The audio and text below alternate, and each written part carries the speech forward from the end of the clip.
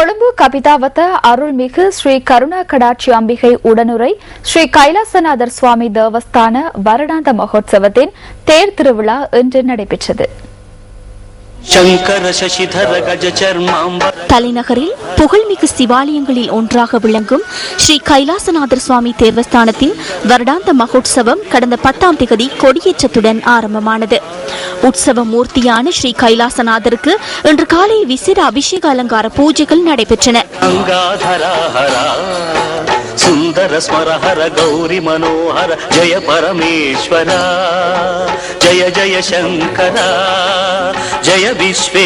அதனைத் தொடர்ந்து மங்கள வாத்தியங்களின் முழக்கத்துடனும் பிராமண உத்தமர்களின் வேத மந்திர உச்சாரணத்துடனும் ஸ்ரீ கைலாசநாதருக்கும் ஸ்ரீ கருணா கடாட்சி அம்பிகைக்கும் நடைபெற்ற பூஜை வழிபாடுகளில் பெருந்திரளான பக்தர்கள் கலந்து கொண்டிருந்தனர்.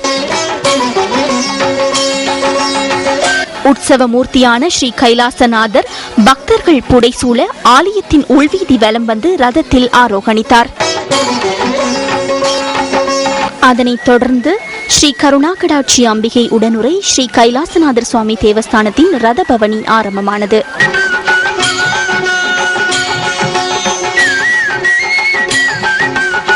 ரதபவனியில் பக்தர்கள் தேங்காய்களை உடைத்து நேர்த்திக் கடன்களை செலுத்தினர்.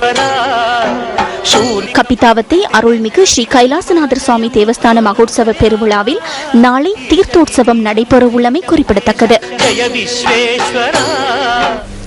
மதங்களுக்கிடையில் ஒற்றுமையை ஏற்படுத்தும் நோக்கிலான மாநாடு ஒன்று கொழும்பில் இன்று நடைபெற்றது.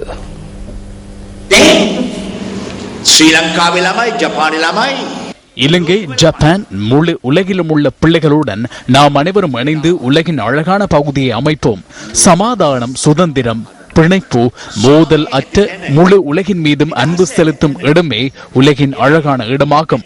எம்மால் இயன்றால் நாம் அனைவரும் இணைந்து முழு உலகிலும் யுத்தமற்ற, அச்சமற்ற சுதந்திரம் காணப்படும். ஒருவர் மீது அன்பு செலுத்தும் உலகம் ஒன்றை அமைக்க வேண்டும்.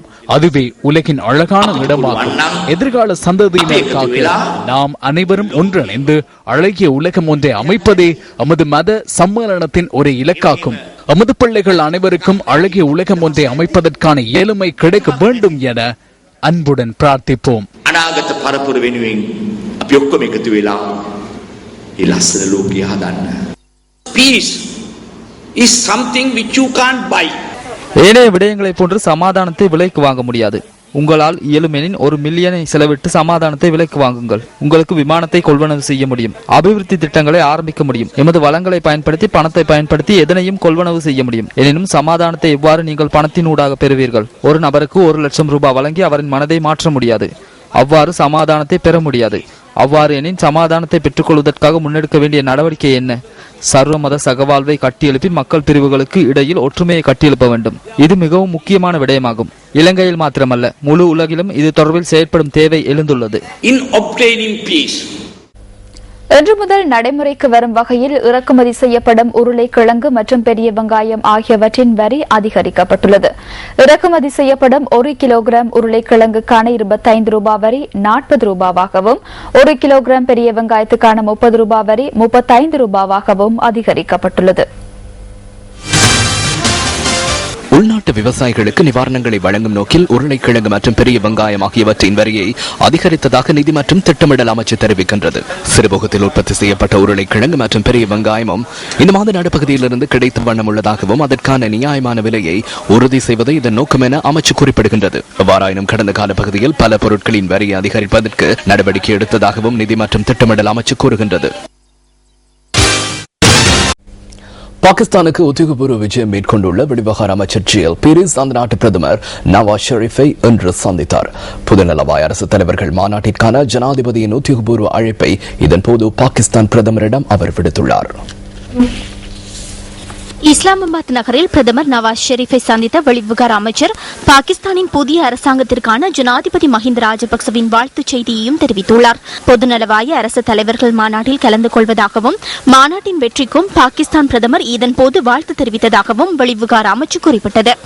இதேவேளை எல்டிடிஇ அமைப்பின் சர்வதேச வேலையமைப்பின் தற்போதைய செயற்பாடு தொடர்பில் பாகிஸ்தான் பிரதமருக்கு தெளிவுபடுத்திய ஜிஎல் பீரிஸ் அது தொடர்பில் அவதானமாக இருக்குமாறும் அவ்வாறான விடயங்கள் தொடர்பான தகவல்களை இலங்கையுடன் பரிமாறிக்கொள்ளுமாறும் வேண்டுகோள் விடுத்துள்ளார். இருதரப்பு வர்த்தக நடவடிக்கைகளை 2015 ஆண்டளவில் $2 பில்லியன் அமெரிக்க வரை அதிகரிப்பது தொடர்பிலும் இதன்போது கலந்துரையாடப்பட்டதாக வெளிவிவகார அமைச்சு மேலும் தெரிவித்தது. குருநாகல் பகுதியில் கடத்தப்பட்ட குளியாப்பிட்டிய பஸ் நிலையத்தின் நேர கணிப்பாளர் தேசிய வைத்தியசாலையின் முன்னால் நேற்று அதிகாலை விடுவிக்கப்பட்டுள்ளார். தனது வீட்டை நோக்கி சென்று கொண்டிருந்த சந்தர்ப்பத்தில் நேற்று முன்தினம் மாலை வெள்ளை நிற வேன் ஒன்றில் வருகை தந்த சிலரினால் இவர் கடத்தப்பட்டிருந்தார். குருநாகல் காட்லிங் தோட்டத்தைச் சேர்ந்த NW விஜயவர்தன் என்பவரே இவ்வாறு கடத்தப்பட்டுள்ளார்.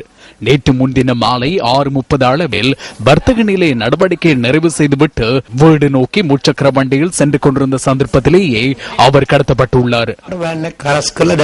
திடீரென வேன் ஒன்று குறுக்காக நிறுத்தப்பட்டது. 7 அல்லது 6 பேர் ஓடி வந்தனர். எனது கண்களை கட்டி விளங்கிட்டு வேனில் ஏற்றினார்கள். 2.5-3 மணித்தியாலங்கள் சென்றன. பின்னர் குருநாகலில் பாதாள உலக நடவடிக்கையில் யார் ஈடுபடுகின்றனர் என கேட்டனர். அவ்வாறான விடயம் தொடர்பில் நான் இதுவரையில் அறியவில்லை என கூறினேன். அவர்களுள் தலைவர் போன்று இருந்த ஒருவர் அரை மணி நேரத்திற்கு பின்னர் வந்து பிள்ளை தொடர்பில் கூறியமையினால் உனக்கு வாய்ப்பொன்று வழங்குவதாக கூறினார்.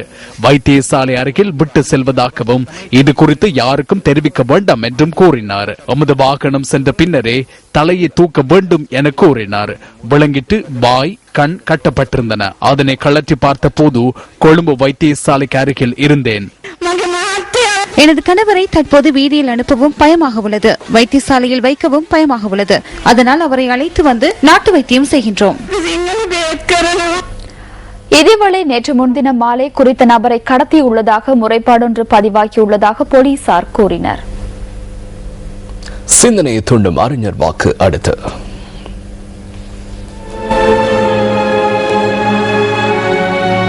நான் எனது பயிற்சியில் ஒவ்வொரு நொடியையும் வெறுத்தேன். இருந்த போதிலும் எனக்கு சொல்லிக் கொண்டேன், இதை விட்டுவிடாதே. இப்போது கஷ்டப்படு, பின் உன் முழு வாழ்வையும் ஒரு சாம்பியனாக வாழ் என்று. முகமது அலி.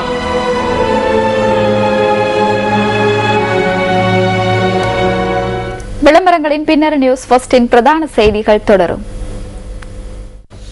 செய்திகள் தொடர்கின்றன. தாம் திட்டமிட்ட செயற்திட்டம் ஒன்றை எந்த காரணத்திற்காகவோ பிற்போடுவதற்கு அப்போதைய ஐக்கிய தேசிய கட்சியின் தலைவர் ஆர் பிரேமதாச செயற்படவில்லை என அந்த கட்சியின் முன்னாள் பொதுச் செயலாளர் சிறிசேன குறை தெரிவிக்கின்றார். 1988 அமைதியற்ற சூழ்நிலை காணப்பட்ட காலப்பகுதியில் ஜனாதிபதி தேர்தலில் போட்டியிட்டதனூடாக பிரேமதாச இதனை செயற்பாட்டு ரீதியில் நிரூபித்தார். பிரேமதாச කියන චරිතය මේ රටේ හැම ළමයෙක්ම අධ්‍යයනය කරන්න ඕන තත්ත්වයක් කියලා මම කියන බය නැතු කියන. எம்மால் வெளியே செல்ல முடியாத நிலையொன்று காணப்பட்டது. ஏனெனில் ஐக்கிய தேசிய கட்சியில் உள்ளவர்களை கொலை செய்தனர். அவர்கள் மீது தாக்குதல்களை மேற்கொண்டனர். கூட்டம் ஒன்றை நடத்த முடியாது, கொடியொன்றை பறக்க விட முடியாது. அவ்வாறானதொரு நிலைமையே இலங்கையில் காணப்பட்டது. மிகவும் கடினமான போராட்டம் ஒன்றிலேயே நாம் வெற்றி அடைந்தோம். இதனை நான் விசேடமாக கூற வேண்டும். எமது முதலாவது கூட்டத்தை நாம் கண்டியிலேயே நடத்தினோம். அனைவரும் இந்த கூட்டத்தை நடத்த வேண்டாம் என கூறினார்கள். எந்த ஒரு காரணத்திற்காகவும் பிரேமதாச எதனையும் பிற்போட மாட்டார் என்பதனை நம்ப வேண்டும். எமக்கு இராணுவத்தினரும் தேவையில்லை, எமக்கு போலீசாரும் தேவையில்லை. நான் இதனை செய்கிறேன். நீங்கள் அவசியம் ஏற்படும் பட்சத்தில் மாத்திரம் வாருங்கள். எவ்வாறு கூட்டம் நடத்தப்பட்டது என தெரியுமா? எமது மத்திய கொழும்பில் உள்ளவர்களே சென்றோம். ஒரு மணித்தியாலத்திற்குள் முழு நகரத்தையும் பச்சை நிறத்தில் அலங்கரிக்க வேண்டும் என நான் கூறினேன். நான் வீதியில் இருக்கின்றேன். எது நடந்தாலும் நான் இருக்கின்றேன். போலீசார் இராணுவத்தினர் எவரும் இல்லை.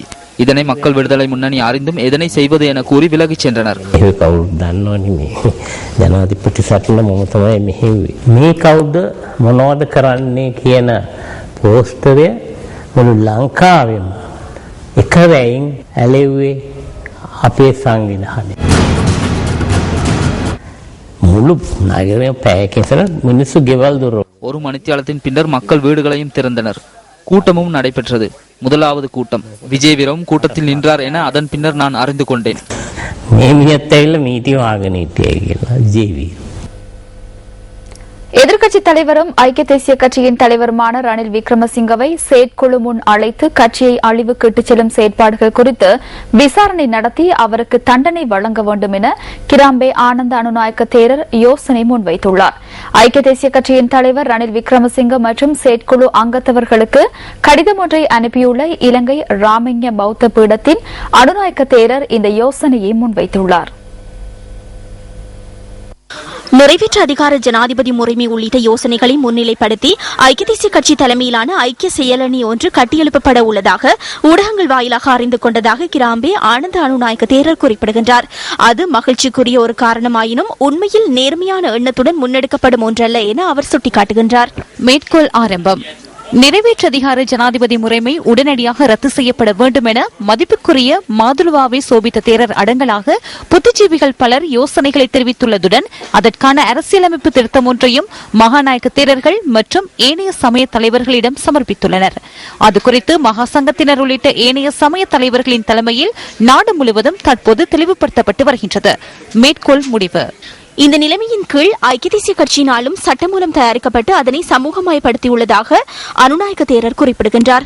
இது ஐக்கிய தேசிய கட்சியின் இயலாமையை முற்றாக மூடி மறைப்பதுடன் நாளாந்தம் மக்களை அதிருப்திக்குள்ளாக்கி வரும் ஐக்கிய தேசிய கட்சி தலைமைத்துவத்தை பாதுகாப்பதற்கான கீழ்த்தரமான செயற்பாடாகும் என்றும் அவர் தெரிவித்துள்ளார். மேற்கோள் ஆரம்பம். கட்சிக்காக பாடுபட்ட கட்சியை பாதுகாத்த சிறந்த சேவையாற்றக்கூடிய ஆயிரக்கணக்கானோர் பல்வேறு குற்றச்சாட்டுகளின் அடிப்படையில் விரட்டியடிக்கப்பட்டுள்ளனர். கட்சியில் சிரேஷ்ட உறுப்பினர்கள் காணப்படவில்லை. கட்டமைப்பொன்றும் இல்லை. ஐக்கிய தேசிய கட்சியின் தலைமைத்துவம் மற்றும் கட்சியை அன்று அழிவுக்கு உட்படுத்திய மங்கள சமரவீர போன்ற கையாலாகாதவர்கள் மட்டுமே காணப்படுகின்றனர். முச்சக்கர வண்டியில் பயணிக்கக்கூடிய கரைந்து போன சில கட்சிகள் மாத்திரமே உள்ளன. உண்மையான ஐக்கிய தேசிய கட்சி ஒன்று இன்று காணப்படவில்லை. மேற்கோள் முடிவு. முதலில் சிதறிப்போயுள்ள மெனக்கசப்பினால் விரட்டியடிக்கப்பட்டுள்ள அனைத்து கட்சி ஆதரவாளர்களையும் திரட்டி உண்மையான ஐக்கிய தேசிய கட்சியின் ஒற்றுமை செயலணி ஒன்றை கட்டியெழுப்புமாறு இலங்கை ராமண்ய பௌத்த பீடத்தின் அனுநாயக்க தேரர் கிராமே ஆனந்த தேரர் தமது கடிதம் மூலம் கோரிக்கை விடுத்துள்ளார்.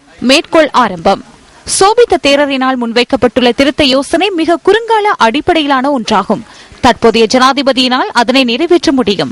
ஐக்கிய தேசிய கட்சியின் யோசனைகள் அவர்கள் வெற்றி பெற்ற பின்னர் முன்னெடுக்கப்படக்கூடிய ஒரு நாடகமாகும். இந்த நிலைமையின் கீழ் பல பரம்பரைகளுக்கு ஐக்கிய தேசிய கட்சியினால் வெற்றி கொள்ள முடியாது என்பது தெளிவாகின்றது. இதனால் சோபித்த தேரரின் மக்கள் இயைவான இந்த செயற்பாடுகளை மூடி மறைப்பதற்கு ஐக்கிய தேசிய கட்சியினால் முன்வைக்கப்பட்டுள்ள யோசனைகள் குறுகிய நோக்கமுடைய ஒரு நடவடிக்கையாக தென்படுகின்றது. மேற்கோள் முடிவு. நியூசிலாந்தின் எதிர்க்கட்சித் தலைவர் டேவிட் ஷியாரை பதவி விலகியுள்ளார். 2014 ஆண்டு நடைபெறவுள்ள தேர்தலுக்கு கட்சியின் சக உறுப்பினர்களின் ஆதரவு கிடைக்காத காரணத்தினால் தாம் பதவி விலகியுள்ளதாக ஷியாரை குறிப்பிட்டுள்ளார். கடந்த 20 மாதங்களாக மத்திய வலதுசாரி தொழில் கட்சியை டேவிட் ஷியாரர் தலைமை தாங்கியிருந்தார். விருப்பத்திற்குரிய பிரதமராக தெரிவு செய்யப்படுவதற்கு நியூசிலாந்து மக்களின் ஆதரவை அவர் பெறவில்லை என கருத்து கணிப்பில் தெரிய வந்துள்ளது. இதேவேளை பிரதமர் ஜோன் கீக்கான மக்கள் ஆதரவு தொடர்ந்தும் உயர்ந்த மட்டத்தில் காணப்படுவதாக அந்நாட்டு தகவல்கள் குறிப்பிடுகின்றன. 2008 ஆண்டு முதல் முறையாக பதவியேற்ற ஜோன் கீ மீண்டும் பிரதமராக 2வது முறையாகவும் தெரிவு செய்யப்பட்டிருந்தார். இந்தியாவின் மும்பை நகரில் 22 வயதான பெண் புகைப்பட ஊடகவியலாளர் ஒருவர் துஷ்பிரயோகத்துக்கு உட்படுத்தப்பட்டுள்ளார்.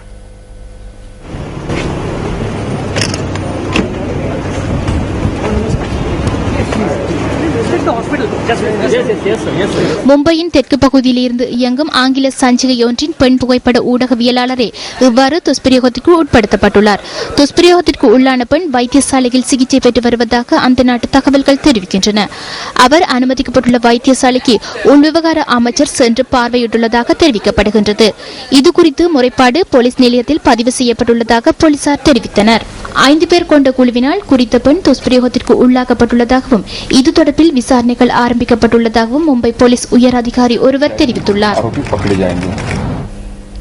இனி விளையாட்டுச் செய்தி. 2வது ஆசிய இளையோர் விளையாட்டு விழாவில் இலங்கைக்கு இன்று 6வது பதக்கம் கிடைத்தது. ஆடவருக்கான 100 மீட்டர் ஃப்ரீ ஸ்டைல் நீச்சல் போட்டியில் மேத்யூ அபேசிங்க வெண்கல பதக்கத்தை ஈட்டிக் கொடுத்தார்.